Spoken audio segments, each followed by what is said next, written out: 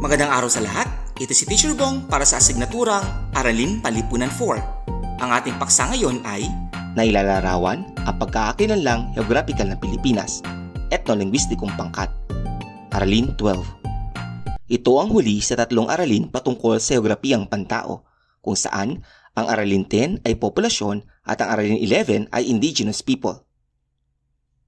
Lahat ng indigenous people o IPs ay may sariling pangkat etnolinguistiko. Subalit hindi lahat ng etnolinguistikong pangkat ay mga IPs. Katulad ng naipaliwanag, ang mga IP ng bansa ay yaong mga dinatnan na lamang ng mga Kastila sa Pilipinas.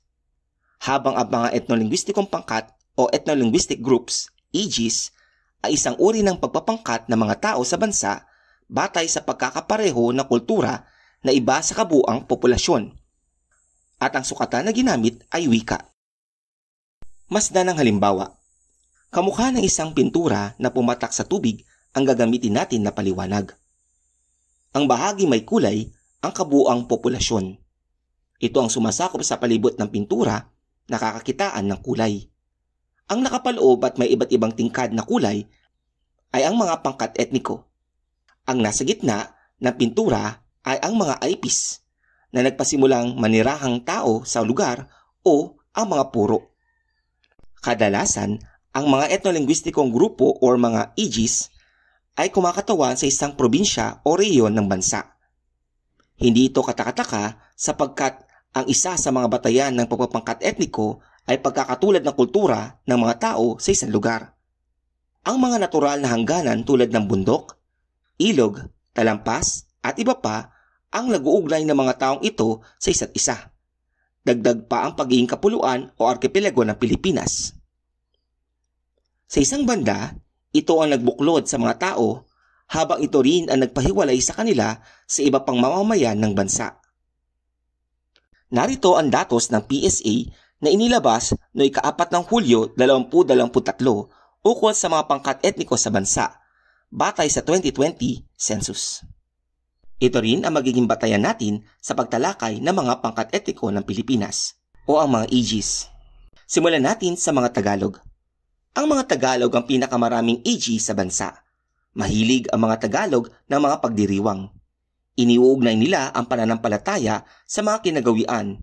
Ito ang tinatawag na folk Christianity. Karamihan sa Tagalog ay malapit sa mga katubigan.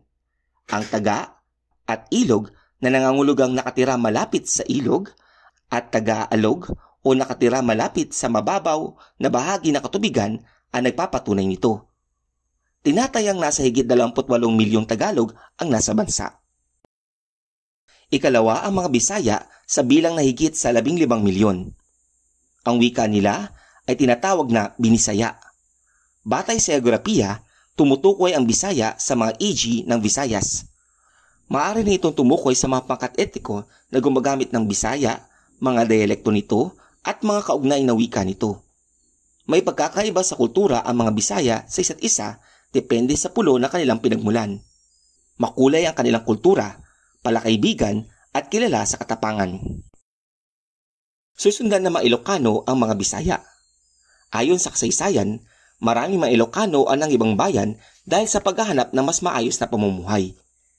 Lalo sa panahon ng mga Kastila kung saan ang pandarayuhan ang naging sagot sa pang-aabuso ng mga Kastila sa kanila. Kilala sila na matitipid at masisipag. Mahilig sila sa paghahalo ng mga gulay, halimbawa nito ay ang pinakbet. Ika-4 sa mga EGs ay mga Cebuano. Madalas na iniugnay ang mga Cebuano sa mga Bisaya. Sa katunayan, sa geografiya at kultura ay magkahalintulad naman talaga. Ang pinakakakaiba ay ang wika. Iba-ibang wika ang gamit ng mga taga-Visayas, depende sa pulo. Halimbawa, ang mga Cebuano, Ilonggo at Waray ay pare-parehong taga-Visayas, kaya matatawag na Bisaya.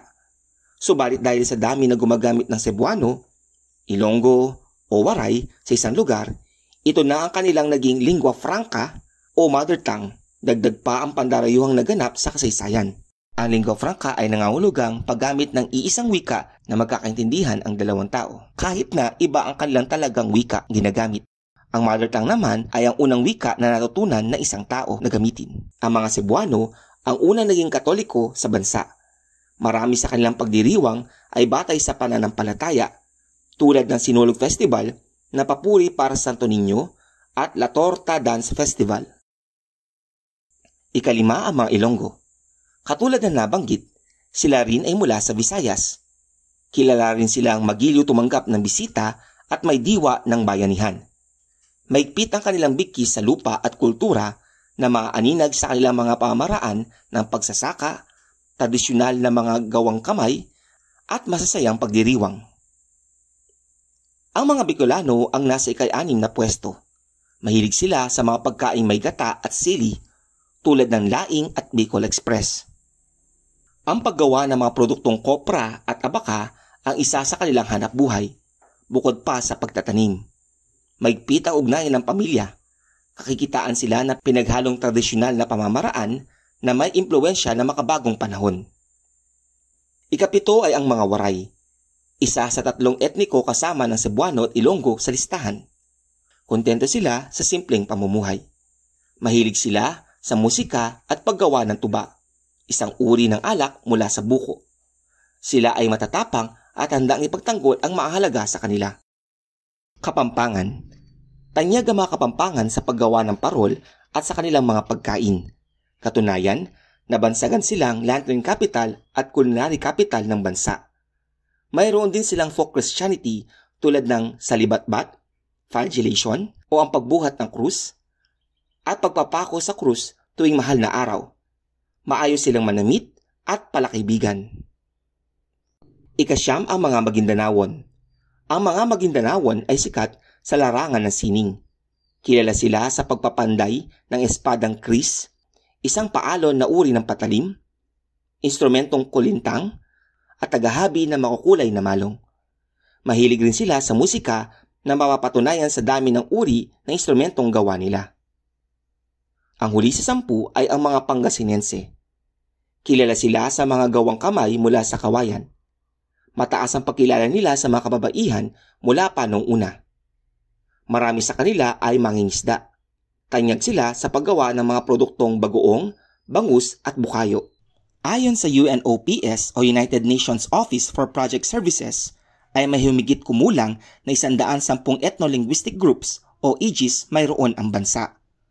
Bukod sa top 10 na itinala ng PSA na pangkat etniko sa bansa, ay may mga pangkat etniko na hindi nabanggit.